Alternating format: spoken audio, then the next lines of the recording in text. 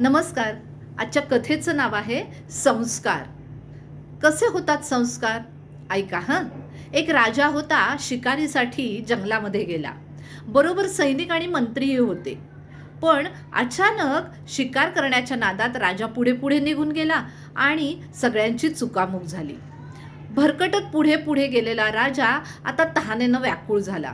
कुठे पाणी मिळतंय का शोधायला लागला. त्याला अचानक समोर एक टुमदार अशी झोपडी दिसली. छानशी, बाहेर शेणाने सारवलेली, फुलझाडे आजूबाजूला लावलेली आणि हो, त्याने जवळ जाऊन पाहिलं तर बाहेर एक पिंजराही टांगलेला होता आणि त्या पिंजऱ्यामध्ये एक पोपट होता. राजाला बघून तो पोपट म्हणायला लागला, "या, या, स्वागत आहे तुमचे. आतमध्ये गार पाणी आहे, तिथे ताजी फळे आहेत. आपण आत या, पाय धुवा, ताजी फळं खावा, पाणी प्या, थोडी विश्रांती घ्या. स्वागत आहे तुमचे." राजा खूप खुश झाला. मनात हसत-हसत तो आतमध्ये गेला. तर आत कोणीच नव्हतं आणि खरंचच तिथे गार पाणी ठेवलेलं होतं, ताजी फळे होती. राजाने पाणी प्यालं, फळे खाल्ली, थोडी विश्रांती घेऊन तो पुढे निघाला. पुढे-पुढे जात असताना त्याला परत तहान लागली. त्याने आजूबाजूला पाहिलं तर तिथेही एक छोटंसं झोपडं त्याला दिसलं. आता उत्सुकतेने राजा त्या झोपडीजवळ गेला. तिथेही एक बाहेर पिंजरा टांगलेला होता.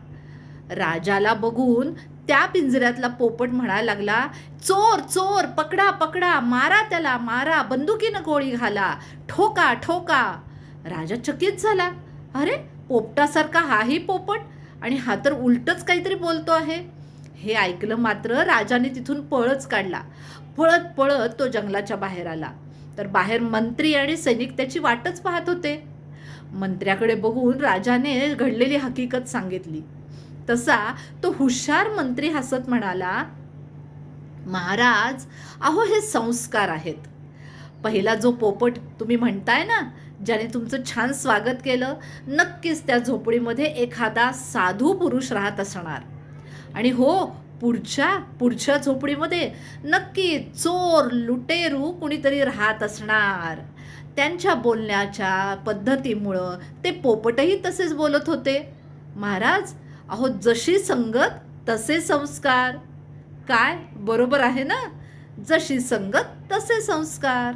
म्हणून संगत चांगल्याचीच हवी, ज्याच्यातून आपल्यामध्ये उत्तम प्रगती होईल, आपल्यावरती चांगले संस्कार होतील.